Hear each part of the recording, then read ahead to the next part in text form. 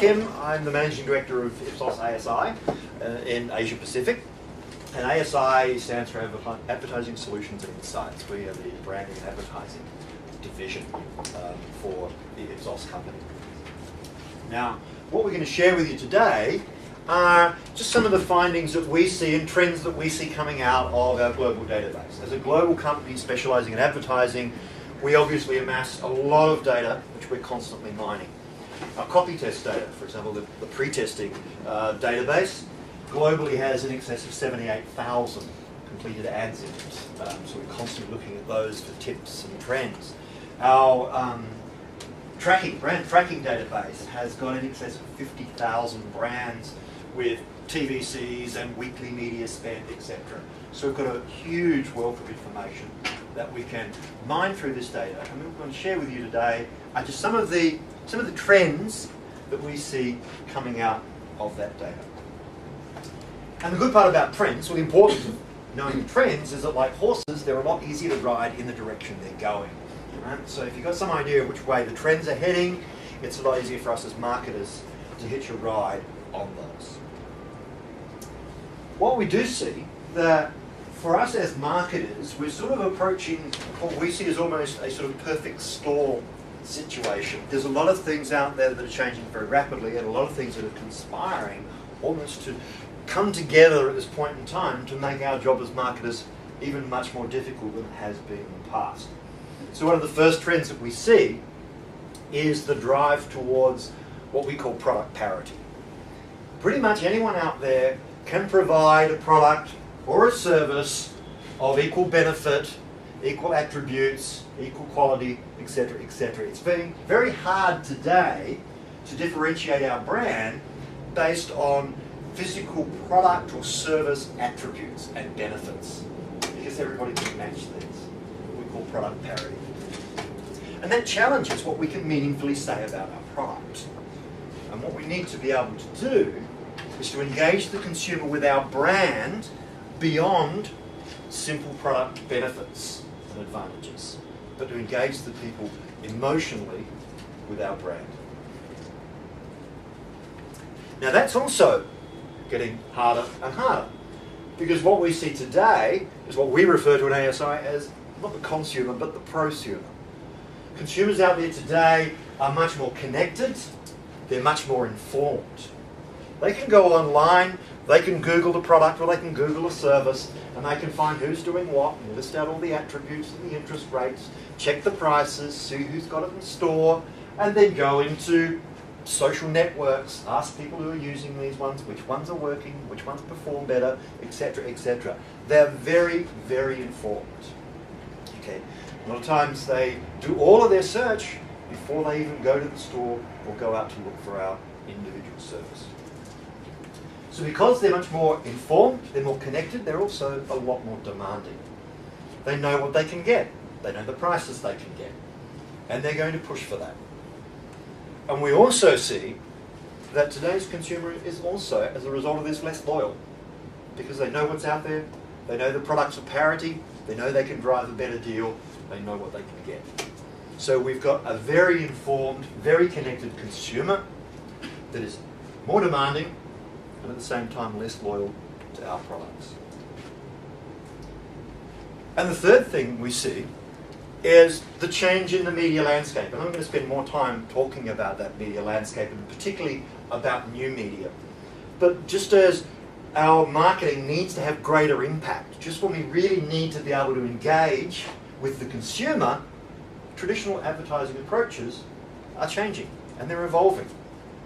With the technology to skip ads, shift time in viewing, software to prevent spam and pop-ups, more and more privacy laws happening in countries, limiting the power of digital opportunities, and so on and so forth. So the whole media environment is changing. And that puts us in this kind of perfect storm situation. Right? How do we differentiate our brand and connect with the consumer at an emotional level when we've got a much more demanding and a much more informed consumer who's much more critical, and the traditional advertising channels are evolving and changing? So how do we stay on top of all this? Increasing product parity, more informed consumer, Changing media habits make it difficult for us to differentiate. It's critical to engage the consumer. How can we engage the consumer with our brand? Well, there's been lots of ways. One way has always been on price. Let's just fight on price. But we don't believe we should be fighting on price because that's not a battle anyone wins. There's only one winner in price. Okay? It's hard to beat private label in the FMCG area. It's hard to beat stripped down services. If we train consumers to buy on price, they will always look to buy on price and we'll never get out of that cycle. And at the end of the day, all we're doing is eroding our own margins. So how do we get consumers to want to buy our product at full price? Well, let's actually look at price, first of all. Before we move on, if we again go back to our global database, and this is just some of the studies in there, and you look at this vertical axis, this is purchase intent. So the higher up this axis, the higher purchase intent. And along this horizontal axis, this is price comparison. This is a percentage of people who believe that this brand is more expensive than others in the category. And the first thing we see is there's very little, if any, correlation between purchase intent and price evaluation, because it's not about price. Consumers are looking for more. They're looking for engagement, they're looking for value, not just price. So it's important that we get consumers to want to buy our brands at full price. So how do we do that? How do we engage with these consumers to get them to want to buy our brand, our product or our service at full price? Well, traditionally there's been lots of ways. Innovation is one way, to keep innovating, to keep refreshing the brand. But there's a kind of diminishing returns to innovation as well. There's only so far we can innovate. I remember when you went out and bought a razor, it had one blade. And then someone thought, I'll put another one in. So this is twice as good because it's got 2 blades, right? And then they had 3 blades. And you can now buy 4 blades. Okay? What are we going to do with 10 or 15 or 25 blades in a razor? There's diminishing returns. We can only innovate so far. It is important. We have to refresh the brand. But relying on innovation alone to engage the consumer isn't going to work for us in the long term. We create marketing properties. We create icons. We personify the brand. We give something for people to, if not hold, look at and realize and sort of say, this is what the brand is. This is how I imagine it. Whether it's a spokesperson, whether it's an icon, we give them something to hold on to. We engage the human senses, and more importantly, we sell the emotional experience of the brand. Yes, we've got to deliver. Yes, we've got to have performance. Yes, we have to have benefits. But we need to sell the emotional experience of the brand and engage very closely with consumers. And so we have a number of measures which we call emotivators. And what essentially they are is they're emotional motivations to purchase. Why do we buy?